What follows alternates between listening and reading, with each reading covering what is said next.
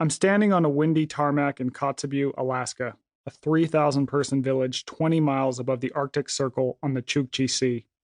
In front of me are two airplanes.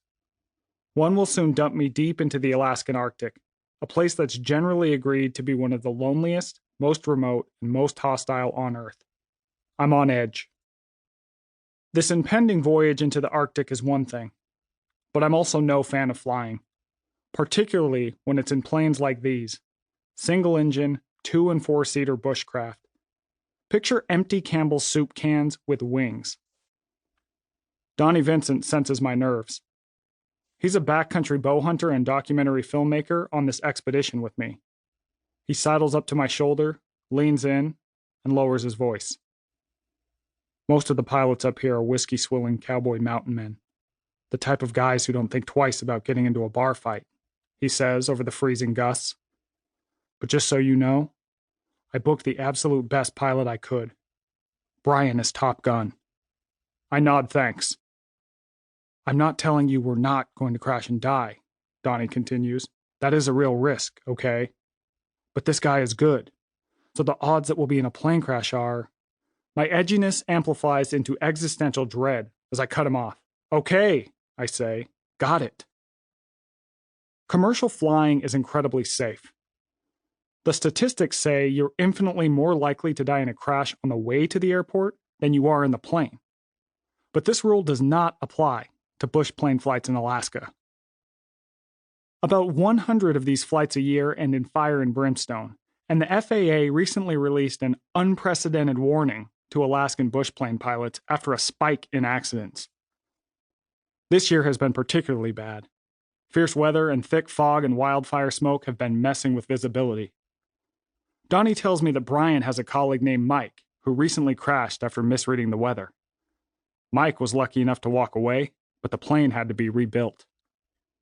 Once Brian drops us in the Arctic backcountry, we'll face more dangers.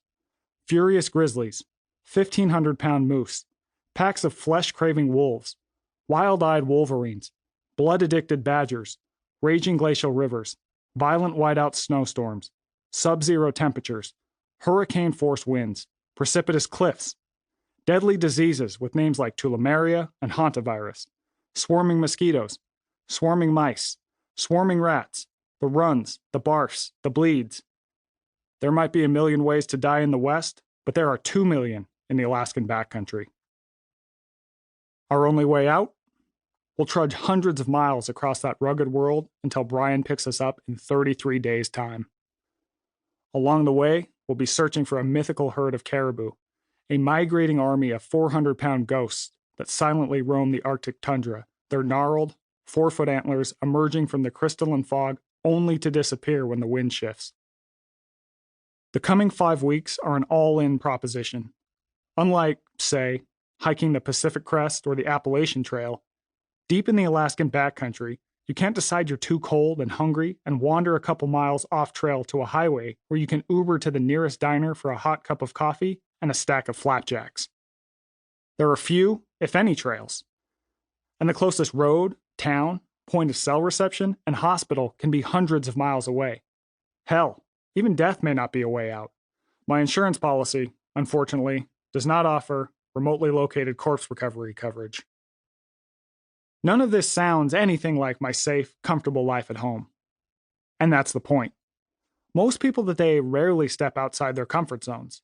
We're living progressively sheltered, sterile, temperature-controlled, overfed, under-challenged, safety-netted lives.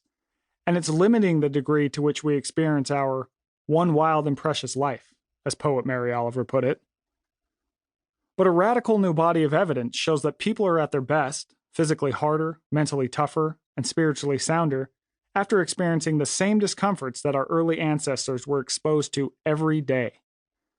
Scientists are finding that certain discomforts protect us from physical and psychological problems like obesity, heart disease, cancers, diabetes, depression, and anxiety, and even more fundamental issues like feeling a lack of meaning and purpose.